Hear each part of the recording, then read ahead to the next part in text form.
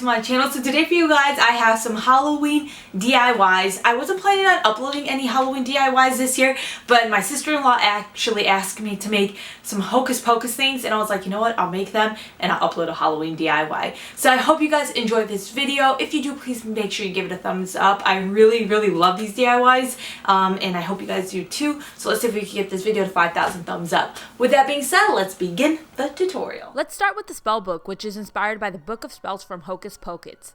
This isn't completely accurate, but it's made with only $4 worth of Dollar Tree products.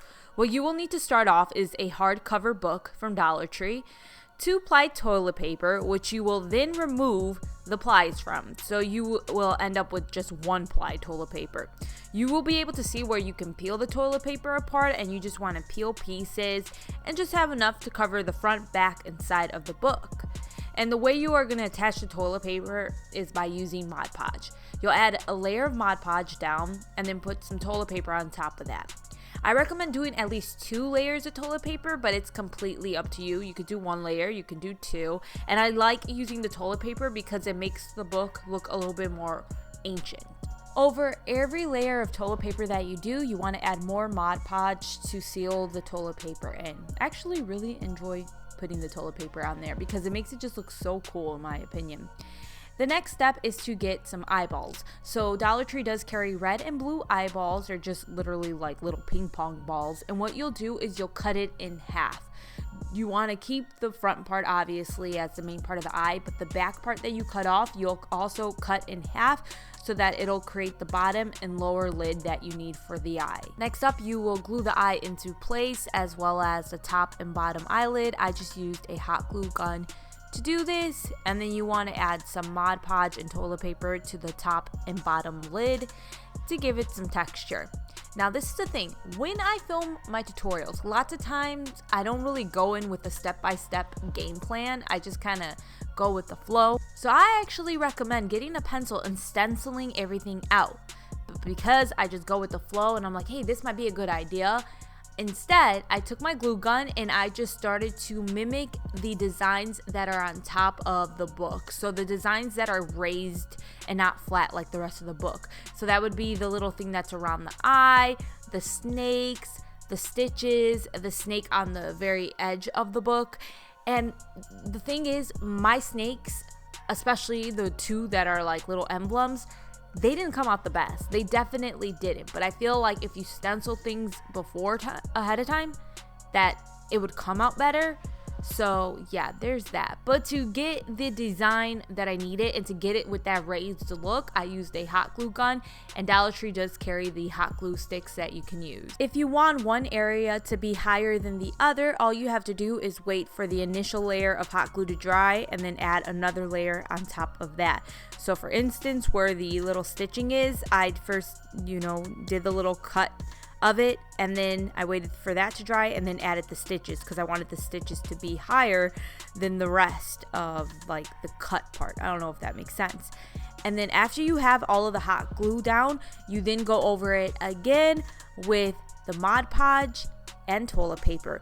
You don't want to paint directly on the hot glue. You want there to be some type of texture to it because you're going to have a very hard time painting hot glue that doesn't have anything like adhere to it to give it some type of texture for the paint to adhere to. Initially put a layer of toilet paper over everything, and then I decided I wanted the snakes to be a little bit higher, and I forgot to add another layer of toilet paper, and you will see when I start to paint the snakes that paint wasn't really attaching to it. So that's why you really want to make sure that you put some toilet paper down. So let's start with the base color. I'm using this Apple Barrel Nutmeg Brown color. I got it from Walmart, only 50 cents, and I am just going to go over everything with a layer of this nutmeg color. Except for the snakes. I didn't go over the snakes with that, especially since I started to notice that I messed up, didn't put the Mod Podge, and the paint didn't even want to attach to it. You definitely want a mixture of paintbrushes. I love to use paint sponges. They're my favorite thing to paint with. But obviously you're gonna need something smaller than a paint sponge, so you're just gonna want like a smaller paintbrush, which Dollar Tree does carry. So if you don't have any, you can buy them at Dollar Tree, and you need that obviously to get into these smaller areas that a sponge can't reach. Now I'm gonna highlight different areas. So I'm using the Apple Barrel Paint in Warm Buff. Again, it was 50 cents. And I'm just highlighting areas here and there. You can highlight honestly wherever you want. Normally you would highlight on areas you want to look a little bit more raised, so you wouldn't really want to use like a black where the snake was, because that's going to draw the eye away from it. So any area you want a little bit more attention at. And I'm using the sponge to do this. It's my favorite thing to use for highlighting. And this is the thing, from what I could see from clips and stuff of the book and the actual movie, it really looks like two-toned. It doesn't look like there's a lot of highlighting and shading to the book, but I think in person it's better to do that. So you do what you want to do. If you want it to be two-toned, you could just use one color all around and then another one to just add a little bit of shadow here and there. But for me, I like texture and I like different tones to things that I do, so I'm using different paints.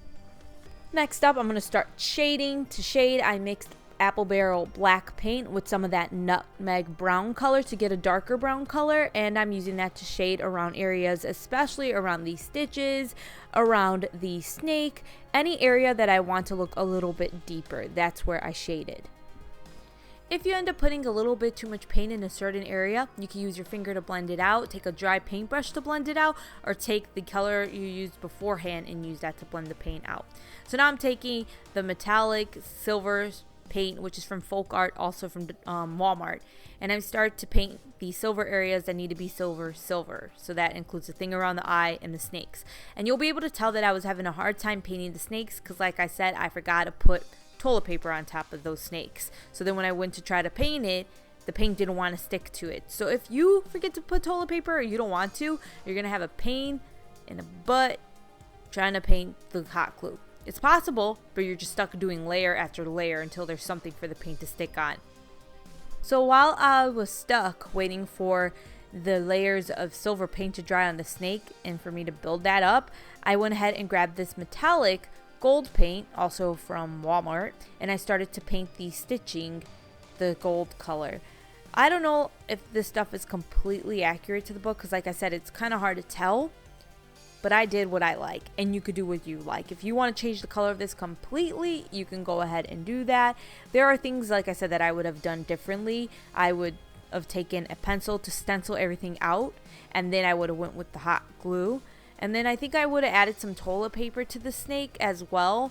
And I don't mean to the finished product, but toilet paper to kind of add a little bit more layers so that the snake really looked like it was wrapping around itself rather than like a little bit like a little glob.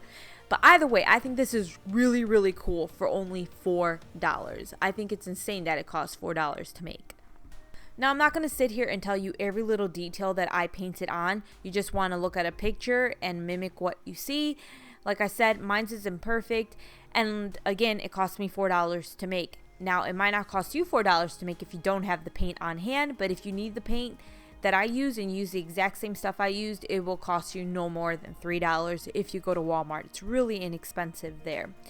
The final touches that I did that I do want to share is I did end up painting the eye color green. That is the color of the eye that's on the Spellbook. And then I decided to paint the whites of the eye to get rid of the veins, and honestly that was it. So that was it for this Hocus Pocus Spellbook. Really cool. You can make yours look even better, and there's other things you can do to get it truly looking accurate. Definitely my favorite thing I've ever made for Halloween, and I've made a lot of things for Halloween. So there's another Hocus Pocus related thing I wanted to make, and it was the life potion. My sister-in-law Summer really wanted me to make this. So all you have to do, this one's so stupid easy, is get a vase from Dollar Tree. They have these ones that are kind of in the shape of what it's in the movie, and then you want to get some green dish soap. They carry a bunch of different dish soaps that are green. Just honestly choose any. Now go ahead and fill up the glass with some dish soap. I wouldn't fill it up all the way, but it's completely up to you. I decided I wanted to add a little label to this, so I picked up this 6-pack of these tags from Dollar Tree. They're chalkboard tags, and then I printed out a little image I found on Google Images of the life potion. I had to resize it so that it would be smaller. So all I do is I add some glue to the back of the paper after I cut it out. I use a glue stick because I didn't want any type of bubbling from a school glue or hot glue.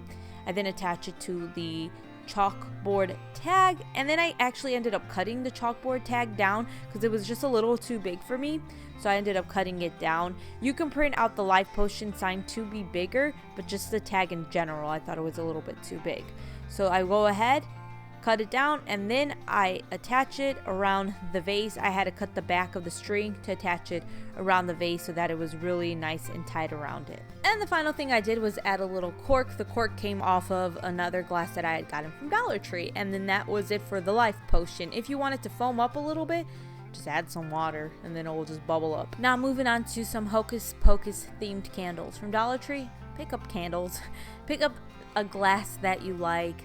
And what you'll do is you'll remove the label that is on the candle from Dollar Tree, and then you want to print out some labels. All I did was type in Sanderson Sister labels into Google Images, printed out 2 of them, and what I did is I cut them out and I glued them to the candles. Again, I used a glue stick just because I didn't want any bubbling to happen. And like I just said, I just place it on the candle and voila, just really inexpensive Sanderson Sister Hocus Pocus themed candles that are super cute. I like them a lot. I wish I could find other labels, or I need to get Photoshop or something so I can start making my own labels. That's it for the Hocus Pocus themed candles. There's one more DIY I want to share with you guys, not Hocus Pocus related, and it's a DIY I've done before, but I really like it and I want to share it again. It is this skeleton that is popping out of a picture frame. I really like this one. From Dollar Tree, I picked up one of these skeleton mirrors. I wanted an antique gold look to it, so I spray painted mine gold using Rust-Oleum metallic gold spray paint. Once the frame dried up, I placed the skeleton mirror back into the frame and started to paint the mirror with a white paint. I quickly realized this was a bad idea because I didn't want white paint on the frame, so I took the mirror out and continued to paint the mirror white. To paint, I like using makeup sponges and just dabbing the sponge with the paint onto the object. I really like the texture look it gives it. I just paint one layer of white paint so you can still slightly see the skeleton on the mirror showing through the white paint. Now I apply some glue to the mirror so that I could sprinkle on some white glitter from Dollar Tree. So this starts giving it that kind of like whimsical magic look. Now it's time to give the mirror that smoky look. Use black paint to paint smoke around the edge of the mirror. You want the edges of the mirror to be black, but the closer the paint gets to the center of the frame, the more you want the paint to break apart and be sporadic like smoke. I then put the mirror back into the frame and then use the paint to age my mirror. Again, I dab the black paint on. If I painted the paint straight on, I'll end up with streaks and I won't get that cool textured look. It looks so much better than just taking a paintbrush and just having a bunch of just paint streaks going through everything.